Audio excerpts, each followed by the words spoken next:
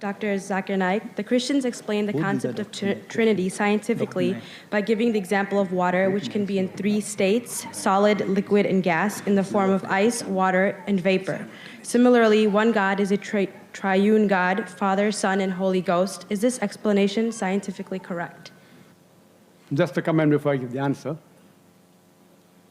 We should not tempt God, we should not test God, but here we aren't testing God, we are testing the human being. We should not test God, but here we are testing you, and God promises that any believer who has deadly poison, he will not die. He'll be able to speak in foreign tongues. We aren't testing God, we know God is correct. He will see to it that every believer can speak. We are testing you whether you're a believer or not.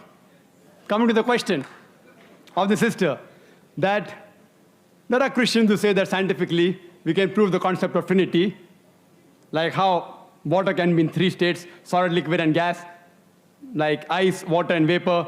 So similarly, God is in three forms, Father, Son, and Holy Ghost. How to reply, and is this scientifically correct?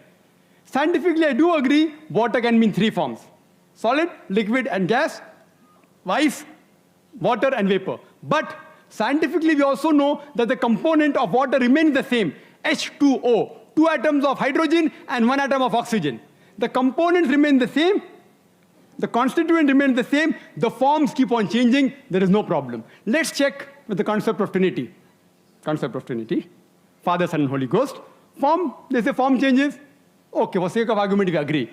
Does the component change? God and Holy Ghost is made of spirit. Human beings are made of flesh and bones.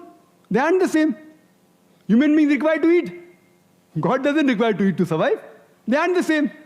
And this is testified by Jesus Christ, peace be upon him, himself in the Gospel of Luke, chapter number 24, verse number 36 to 39. He says that, behold my hands and feet, handle me and see, for a spirit has no flesh and bones.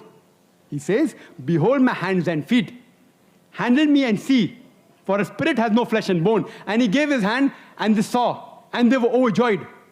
And he said that, do you have any meat to eat? And they gave him broiled fish and a piece of honeycomb. And he ate to prove what? That he was God? To prove that he was not God. He ate. And he flesh and bones. A spirit has got no flesh and bone. This proves that it is scientifically not possible that Father, Son, and Holy Ghost, Father, Jesus Christ, peace be, Holy Ghost, is Almighty God. And the concept of Trinity, the word Trinity, doesn't exist anywhere in the Bible. The word Trinity is not there in the Bible, but it is there in the Quran. Quran says in Surah Nisa, chapter 4, verse 171, it says, وَلَا تَقُولُوا ثَلَاثَةً. Don't say Trinity. إِنْتَوْ خَيْرٌ لَكُمْ. This has stopped, it's better for you. Trinity is also there in Surah Ma'idah, chapter number 5, verse number 73, which says, لَقَدْ كَفْرَ الَّذِينَ قَالُوا إِنَّ اللَّهُ ثَالِثُ ثَلَاثَةٍ. They are doing kufr, they are blaspheming, those who say that Allah is three in one, is a triune God. Jesus Christ, peace be upon him, never said he was God. The concept of Trinity doesn't exist in the Bible. The only verse which is closest to the concept of Trinity is the first epistle of John, chapter number 5, verse number 7, which says, for there are three that bear record in heaven, the Father, the Word, and the Holy Ghost, and these three are one. But if you read the Revised Standard Version, revised by Thaidu scholars, Christian scholars of the highest eminence, backed by 50 different corporate denominations, they say this verse of the Bible, first epistle of John, chapter 5, verse number 7, is an interpolation, is a concoction, is a fabrication. It was thrown out of the Bible. Jesus Christ, peace be upon him, never claimed divinity. There is not a single unequivocal statement in the complete Bible where Jesus Christ, peace be upon him, says, I am God, or where he says, worship me. In fact, if you read the Bible, it is mentioned in the Gospel of John, chapter number 14, verse number 28, he said, my Father is greater than I. Gospel of John, chapter number 10, verse number 29, my Father is greater than all. Gospel of Matthew, chapter number 12, verse number 28, I cast out devils with the Spirit of God. Gospel of Luke, chapter number 11, verse number 20, I with the finger of God cast out devil. Gospel of John, chapter number 5, verse number 30, I can of my own self do nothing.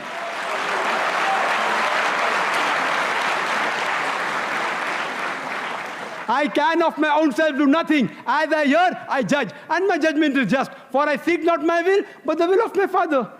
Anyone who says not my will, but God's will, he's a Muslim.